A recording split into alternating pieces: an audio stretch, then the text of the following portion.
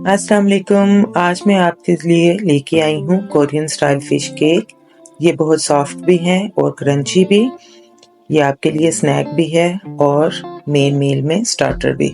तो आप इसको मुख्तलिफ तरीक़ों से यूज़ कर सकते हैं। मैंने इसमें ली है स्किनलेस और बोनलेस फ़िश। आप चाहें तो इसमें प्रॉन्स भी डाल सकते हैं, लेकिन मैंने सिर्फ यहाँ पे फ़िश का इस्तेमाल किया है और ये इसके तमाम तरीन इंग्रेडिएंट हैं।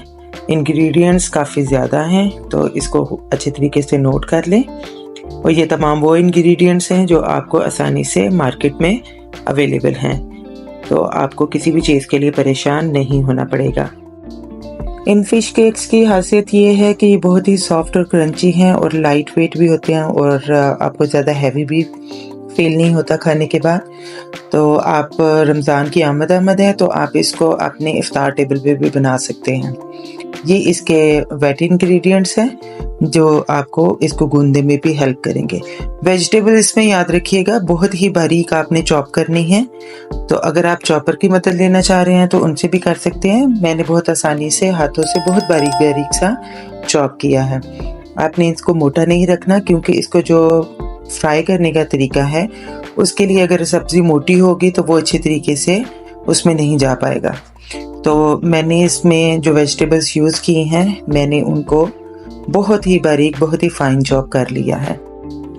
सब्जियां जब चॉप हो जाएंगी और आप इनको मिक्स करने लगेंगे तमाम चीज़ों को, तो आप अपनी मर्ज़ी कर सकते हैं। अगर आप कम सब्जियां डालना चाहें तो आप इनका इस्तेमाल कम कर सकते हैं, लेकिन जो क्रंच है वो इन सब्जियों की वजह से ही फ़िश केक में आएगा।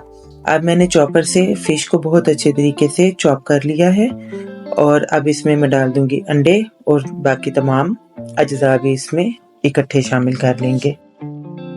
हमने इस मिक्सचर को बहुत ही अच्छे तरीके से गूंदना है कि सब्जियां इसमें इस तरह से मिल जाएं कि वो अलग नज़र ना आए, क्योंकि जब हम इसको बिछाएंगे, सेट करेंगे, तो फिर सब्जियों को एडजस्ट करना मुश्किल हो जाएगा। इसलिए इसको बहुत अच्छे तरीके से आटे की तरह गूंदना है। अब आप किसी भी बर्तन में जो फ्लैट हो, ट्रे ले लें या कोई भी स्लेट वगैरह ले लें या इस तरह से ले लें, और आपने एक फ्लैट सी लेयर लगानी है।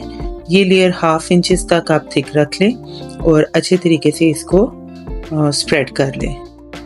अच्छी तरह से फुली स्प्रेड करने के बाद आप इसकी थिकनेस को चेक करें जितनी आपको फेवरेबल है। मैंने इतनी सी रखी है। अब इसके बाद आप क्या करेंगे, आप एक बटर नाइफ लें, उससे इसमें कट्स लगा लें, इसकी आप डिस्ट्रीब्यूशन कर लें जितने थिक और जितने लंबे आपको ये केक्स चाहिए। तो मैंने छोटे साइज में बनाए हैं। अब क्या करेंगे, आप थोड़ा सा वेट कर लें, ऑयल लगा लें छुरी को या कुछ भी कर लें और इस तरीके से आप इसको कढ़ाई में डालते जाएं। याद रखिएगा ऑयल बहुत ज़्यादा गर्म नहीं रखना, वरना ऊपर से ये जल्दी पक जाएंगे और अंदर से नहीं पक पाएंगे। और बहुत ज़्यादा एकदम से हिलाना भी नहीं है जब तक कि ये फ्लफ होके ऊपर ना आ जाए। और आपके केक्स रेडी हैं। एंजॉय विद केचप और any of your favourite sauce. Take care.